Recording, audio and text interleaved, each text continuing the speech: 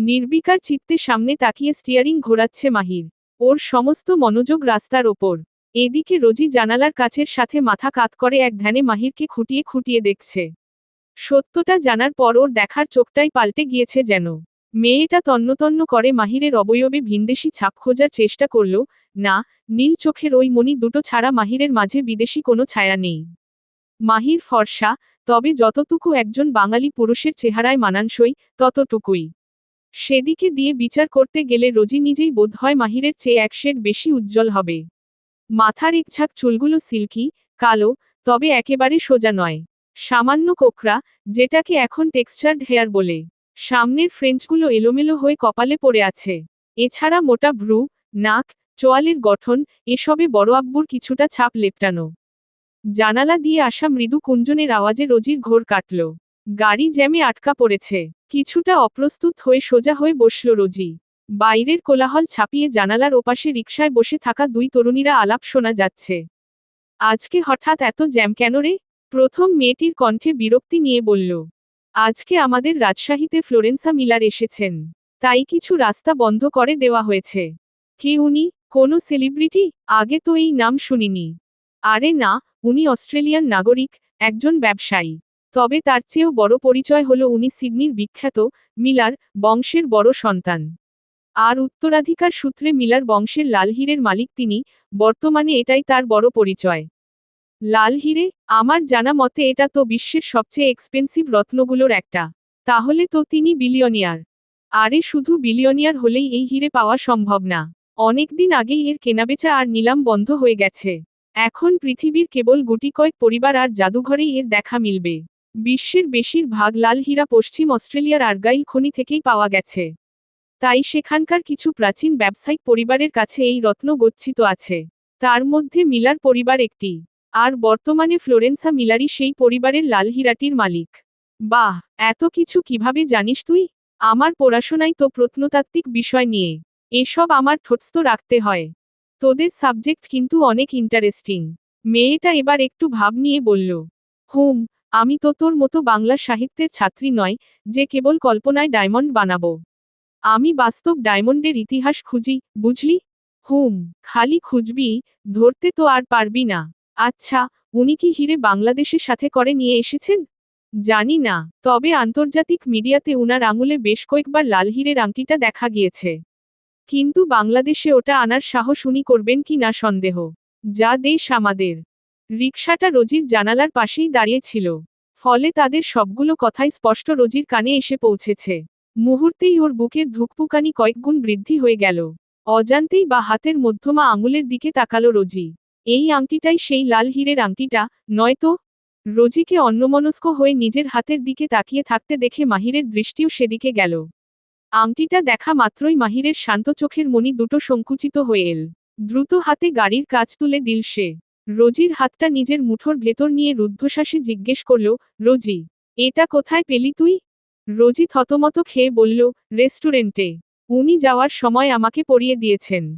মাহির আর একটি শব্দ উচ্চারণ করল না। কেবল রোজির আঙুল থেকে আংটিটা একরকম টেনে খুলে নিয়ে প্যান্টের পকেটে ঢুকিয়ে রাখল। জ্যাম এখনো ছাড়েনি। মাহির অস্থির ভঙ্গিতে স্টিয়ারিংয়ের ওপর আঙুল ড্রাম করছে।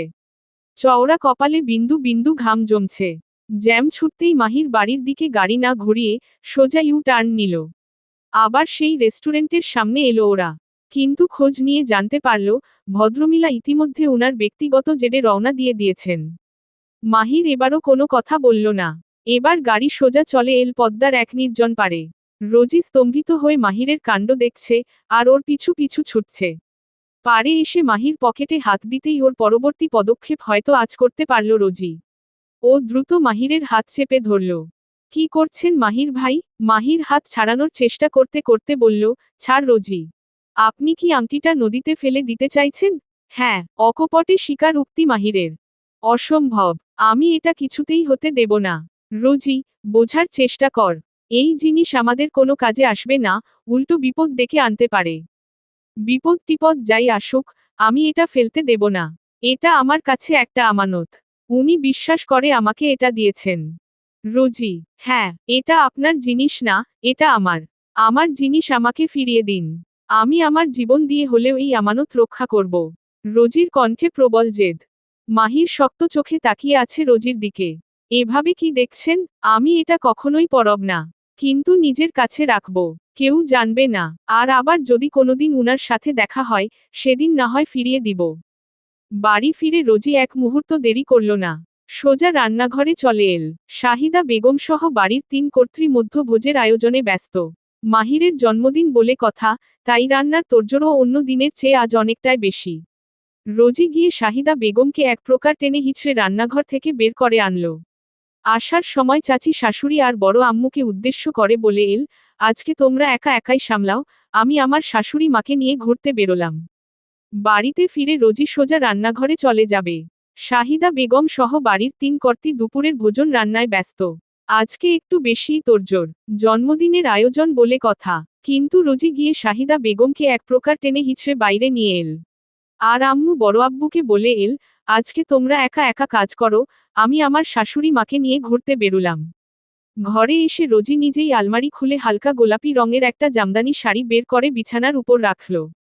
তা দেখে শাহিদা বেগম বললেন, শাড়ি পরবি মা? চটপট হাতল ব্লাউজ আর পেটিকোট খুঁজতে খুঁজতে রোজি বলল, আমি না, তুমি। তুমি পরবে। রোজির কথা শুনে শাহিদা বেগম হাসলেন। কি বলছিস মা, আমি আর শাড়ি? ওসবের সাথে তো অনেক আগেই আমার আড়ি হয়ে গেছে। সমস্যা নেই, আমি আবার জোড়া লাগিয়ে দিব। পাগলামি করে না মা, আয় তোকে পরিয়ে দিই। আদুরে গলায় বললেন তিনি। রোজি কাঙ্ক্ষিত ব্লাউজ পেটিকোট শাড়ির পাশে রেখে বেশ গাম্ভীর্যের সাথে বলল, শোনো, বড় আম্মু, তোমার ছেলে শুধু তার বউকে শাড়িতে দেখতে পছন্দ করে না, তার মাকেও শাড়িতে দেখতে চায় সে। আর আজ যেহেতু তোমার ছেলে বার্থডে বয়, সেহেতু আজকে তার মন ভালো করা মা হিসেবে তোমার দায়িত্ব। তাই কোন না শুনছি না। রোজি নিজেই হাত লাগিয়ে যেভাবে পারল শাড়িটা পরিয়ে দিল। যদিও খুব একটা খারাপ হয়নি। কয়েকদিনের প্রচেষ্টায় শাড়ি পরার কায়দাটা ভালোই আয়ত্ত করেছে ও। এরপর ড্রেসিং টেবিলের সামনে উনাকে বসিয়ে দিয়ে শাসনের সুরে বলল, লক্ষ্মী মেয়ে হয়ে বসে থাকো এখানে। রোজি এবার উনার আধপাকা মেহেদি রাঙা চুলগুলো সুন্দর করে একটা খেজুর বেনি গেঁথে দিল। কানে, গলায় আর হাতে পরিয়ে দিল ছোট ছোট কিছু স্বর্ণালঙ্কার। হাত বাড়িয়ে সেটিং পাউডারটা তুলতেই শাহিদা বেগমের চোখ কপালে উঠল। তিনি তড়িঘড়ি করে বললেন, রোজি মা, এসব কি করছিস? দেখ মা, এমনিতেই তো অনেক সেজেছি, আর না। রোজি চোখ বড় বড় করে তাকালো। রাগী স্বরে বলল, তোমাকে চুপ করে বসে থাকতে বলেছি না? কথা শুনো না কেন? ব্যাস। শাহিদা বেগম মুহূর্তেই দমে গেলেন। চুপচাপ বাধ্য মেয়ের মতো বসে রইলেন। রোজি উনার বলিরেখা পরা কোমল মুখটাতে হালকা সেটিং পাউডার মেস্ট করে দিল। চোখে টেনে দিল মোটা করে কাজল, আর চিকন ঠোঁট দুটিতে গাঢ় লাল লিপস্টিক। এতেই বহু বছর পর সুন্দর চেহারাটায় এক টুকরো বসন্তের আভা ফুটে উঠল যেন। রোজি নিজেও এবার একটা রানী গোলাপি রঙের শাড়ি পরতে লাগল। এদিকে শাহিদা বেগম একমনে আয়নার দিকে তাকিয়ে আছেন। শেষ কবে নিজেকে এভাবে প্রসাধন আর অলংকারে সজ্জিত দেখেছিলেন তিনি? না, সেই দিনটির কথা শাহিদা বেগমের নিজেরও স্মরণে নেই। বিবাহের শুরুর দিনগুলোতে তরুণী শাহিদা প্রায়ই শাড়ি পরে, পরিপাটি করে সেজে স্বামীর ফেরার অপেক্ষায় থাকতেন। কিন্তু দিনের শেষ প্রহরে সেই স্বামী ঘরে ফিরে নিত্যকর্মের ভিড়ে শাহিদার সেই সযত্ন সাজের দিকে তাকাতে ভুলে যেতেন। তরুণীরা কোমল মন তখন অভিমানে ভেঙে টুকরো হয়ে যেত। কোনো কোনো দিন শাহিদা নিজেই লাজুক স্বরে শুধাতেন, বললেন না তো, কেমন লাগছে আমায়? তখন স্বামী নামক মানুষটার পক্ষ থেকে দু একটি নিষ্প্রাণ প্রশংসাসূচক বাক্য ভেসে আসত কেবল। ওসব যান্ত্রিক বাক্যে ফর্মালিটি পালিত হয় ঠিকই, কিন্তু নারী মনের তৃষ্ণা তো আর নিবারণ হয় না। একসময় শাহিদা দেখলেন, যার জন্য এই আয়োজন, তার চোখেই যখন তা পড়ে না, তখন এই আতিশয্য অর্থহীন। ধীরে ধীরে তিনি সাজগোজ ছেড়ে দিলেন। এভাবেই কেবল দায়িত্ব আর কর্তব্যের ভারে গোটা যৌবনটায় পার হয়ে গেল তার। বড় আম্মু, কুচিগুলো একটু ঠিক করে দাও না। একা একা পারছি না। রোজির ডাকে শাহিদা বেগমের তন্দ্রা ভাঙল। তিনি দ্রুত আয়না থেকে চোখ সরিয়ে রোজির দিকে ঘুরলেন। মেয়েটা শাড়ির কুচি হাতে ধরে ঠোঁট উল্টে দাঁড়িয়ে আছে। শাহিদা বেগম হাসিমুখে এগিয়ে যেতে যেতে বললেন, বললাম আমি পরিয়ে দিই, শুনলি না?